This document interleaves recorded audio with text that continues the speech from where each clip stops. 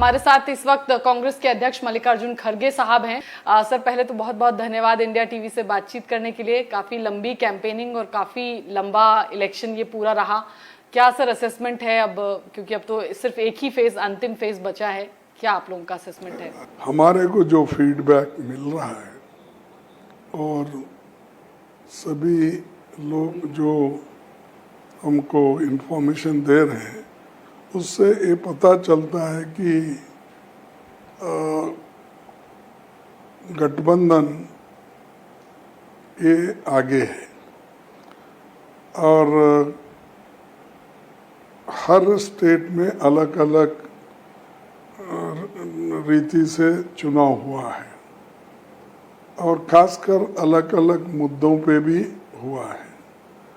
तो मुद्दों पे जो लोग ध्यान देकर अपना वोट डाले हैं, तो उससे हमको ये महसूस हो रहा है कि हम आज बीजेपी से भी आगे बढ़े हैं। आप सिंगल लार्जेस्ट पार्टी होंगे, ऐसा आपको लग रहा है? हमारा सिंगल लार्जेस्ट पार्टी तो होगा ही, वो गठबंधन में है ना। तो हमारी पार्टी आगे, उनकी पार्टी आगे, पीछे, ऐसा हम गठबंधन है। गठबंधन में के साथ रहने से हमारी पार्टी तो जहाँ है वहाँ तो अच्छी परफॉर्मेंस कर रही है और दूसरे जगह क्या अलायंस है हमारे, वो भी ठीक कर रहे हैं। तो इससे ये जाहिर होता है कि मोदी जी और जो भी उनके पार्टी के लोग हैं, वो लोग ज़रा फ्रस्ट्रेट हो गए हैं और आउट ऑफ फ्रस्ट्रेशन वो लोग बात ज़रा ज़्यादा कर रहे हैं और गाली गलौज भी कर रहे हैं। इससे ही मालूम होता है कि जो आदमी हारता है, कमज़ोर होता है, वो ज़्यादा पुकारता है। सर, बीजेपी तो 400 पार की बात करी। अब आप अगर कह रहे हैं ऐसा, अगर आप मानते हैं कि वहां पर फ्रस्ट्रेशन है, तो कितने नंबर्स इंडिया अलायंस को आ रहे हैं? इंडिया अलायंस को उनको डिफीट करने के लिए जितने नंबर चाहिए 272, तो उससे ज़्यादा ही आएंगे हमको। कितना सर? फिर भी कितना? नहीं, 1 2 4 ऐसा बोलने के बजाय उनको डिफीट करने के लिए जो नंबर चाहिए वो नंबर हमारे पास है। आपने 273 से ज़्यादा आएंगे, कम नहीं है। 273 से ज्यादा आएंगे इंडिया अलायंस को। सर, कौन कौन से स्टेट्स में आपको लगता है आपका परफॉर्मेंस अच्छा रहेगा? आपके गृह राज्य कर्नाटक की बात करें तो क्या वहां पर परफॉर्मेंस पहले से अच्छा होगा? एक सीट पिछली बार आई थी। देखो, कर्नाटक में अच्छा होगा, केरला में अच्छा होगा। कितनी सीटें आप उम्मीद कर रहे हैं? सीटें तो देखिए 1 2 सीट कम ज्यादा हो सकते हैं, लेकिन हम लोग 15 के ऊपर जा रहे हैं वहाँ पर कर्नाटक में। और केरल में सर? केरल में तो हम ऑलरेडी अहेड है। इस बार एक भी सीट हम लूज नहीं करेंगे, एक आधा सीट इधर उधर हो जाएगा। सर, हरियाणा और राजस्थान में तो ये बात तो गृह मंत्री भी मान रहे हैं कि यहाँ पर उनकी 1 2 सीटें कम हो सकती हैं। तो हरियाणा और राजस्थान में क्या कांग्रेस का असेसमेंट है? वहाँ भी, हरियाणा में भी हम जीत रहे पूरे। कितनी 8 सीटें से सर? 10 तक पूरा आए तो पूरा 10 आएंगे, नहीं तो 8 तो जरूर आएंगे। और राजस्थान में सर? वहाँ राजस्थान में भी हम 8 10 आ रहे हैं। और महाराष्ट्र में सर क्या आपका आकलन है? क्योंकि एक नए समीकरणों का सब चीजें बोलते गए तो मेरे पास आंकड़े फिर कमजोर हो गए तो सॉरी हेरा फेर हो तो ठीक नहीं लगता। लेकिन महाराष्ट्र में भी हम 30 के ऊपर जीत रहे हैं। तो ये हर जगह हम, लास्ट टाइम जिस जगह हम कमजोर थे जी, जब अब ऊपर आ रहे हैं तो नेचुरली उनके वोट तो घटेंगे ना।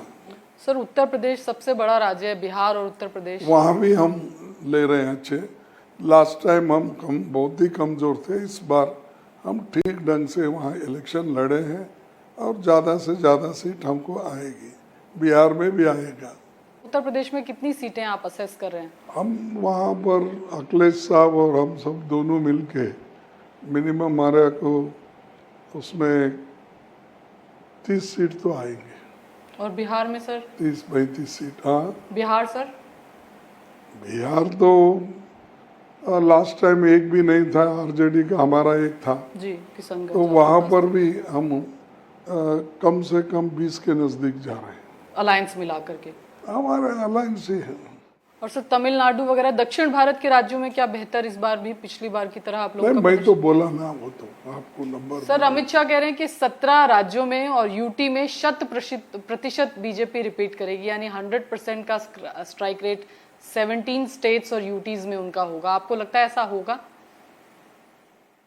अब हमने जो जो आंकड़े बताए थे उस लिहाज से तो नहीं होना चाहिए, और इसका मतलब है अगर कर्नाटक में एक आया था तो रिपीट पूरा उनका ही होता है, तो हमारा कुछ भी नहीं, इसका मतलब हो गया। और इसको कोई जनता भी नहीं मानेगी, और वहाँ लोग जो वोट दिए हैं वो कहेंगे कि हमारे वोट गए किधर। तो हर जगह ऐसा है एक सिचुएशन की, जिस जगह हमने एक एक लिया था, आज है 5, 6, 10, 15, ऐसा अलग अलग है।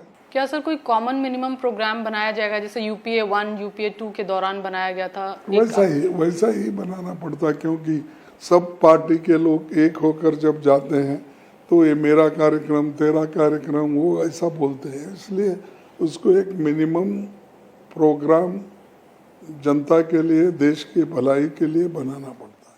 और सर क्या कोई आपने तय किया है कि अगर आप आते हैं सरकार में तो 5 न्याय और 25 गारंटीज में से क्या आप पहले इम्प्लीमेंट करेंगे? कोई ऐसा खाका तैयार आप लोगों ने किया है? नहीं, सब वो जो भी निर्णय बाद में लेंगे, उसके बाद गठबंधन की बैठक बैठने के बाद, तो जो हमने वायदा किया है और बाद में जो भी अपने गठबंधन के लोग प्रोग्राम करेंगे, उस हिसाब से कौन सा नंबर 1 ना कौन सा नंबर 2, ये सब तय करेंगे। ममता बनर्जी आपके साथ रहेंगी सर गठबंधन के बाद, क्योंकि चुनाव लड़े नहीं, उनके साथ आप लोग? नहीं, अब वो क्या है उनके ऊपर डिपेंड है, जब फैसला आएगा जनता से उसके बाद में बात करेंगे। उड़ीसा, आंध्र प्रदेश सर, कुछ राज्यों में विधानसभा के चुनाव हैं, वहां पर भी आपको उम्मीद है कि अच्छा करेगी कांग्रेस? हाँ, देखो आंध्र प्रदेश है, उड़ीसा है। आंध्र प्रदेश में तो उतना स्थिति हमारा ठीक नहीं है, लेकिन फिर भी हम लड़ रहे हैं और देखेंगे, कोशिश कर रहे हैं थोड़े सीट के लिए। असेंबली में हमारा अच्छा परफॉर्मेंस रहेगा, लेकिन पार्लियामेंट में देखना पड़ेगा कितने सीट हमको आ सकते हैं। और उड़ीसा में हमने वहाँ भी असेंबली ठीक ढंग से हम लड़ रहे हैं, और अपना पार्लियामेंट भी वहाँ पर मेरा अपेक्षा है कि 5-6 सीट तो आएंगे। सर आप भी क्या दावेदार हो सकते हैं प्रधानमंत्री पद के? ममता बनर्जी ने तो आपका नाम भी प्रपोज किया था एक मीटिंग में।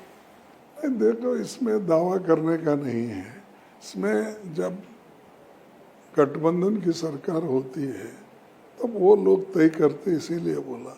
कोई इसमें डिमांड करने का नहीं है, क्या एप्लीकेशन डालने का नहीं।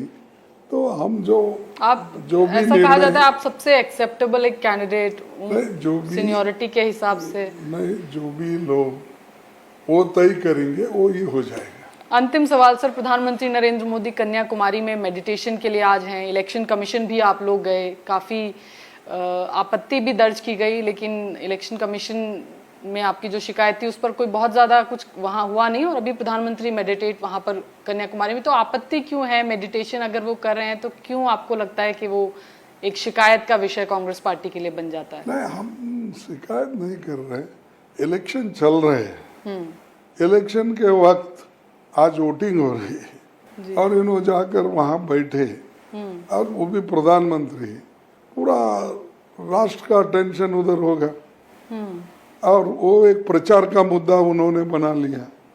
तो मैं तो समझता हूँ कि या वो उनको 10 ये अपना 10 टीवी चैनल वहाँ क्या ज़रूरत है उनको? जब मेडिटेशन कर रहे हैं तो वो आंख मूछ के ही करते होंगे ना, कि आंख खोल के ही करते हैं। अब सर मीडिया चला जाता है उनके साथ, तो उसमें क्या कर सकता है प्रधानमंत्री? तो मेडिटेशन में हूँ मैं, कोई मीडिया कीडिया नहीं चाहिए, बोलना चाहिए। हाँ, तो मीडिया तो यहाँ घर पे तो आना चाहती है, किसको भी नहीं बुलाते हो, सेलेक्टेड लोगों को एक एक बुला के रेडीमेड आंसर, रेडीमेड क्वेश्चंस हो जाते हैं। तो ये ठीक नहीं है, वो भी हो सकता है। और मुझे ये महसूस हो रहा है कि वो पश्चाताप करने के लिए वहाँ बैठे हैं, ऐसा सुन लो। क्योंकि मैंने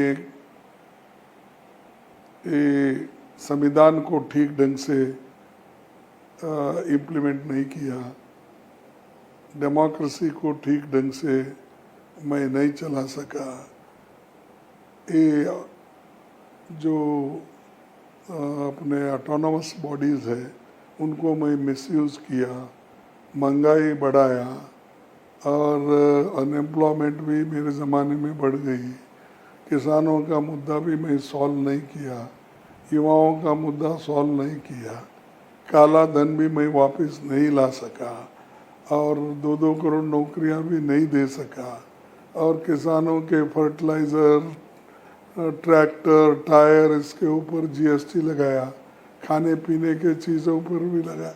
शायद ये सब का पश्चाताप उनको हो गया होगा, पश्चाताप के लिए वो बैठे होंगे, ऐसा मेरा कहना है।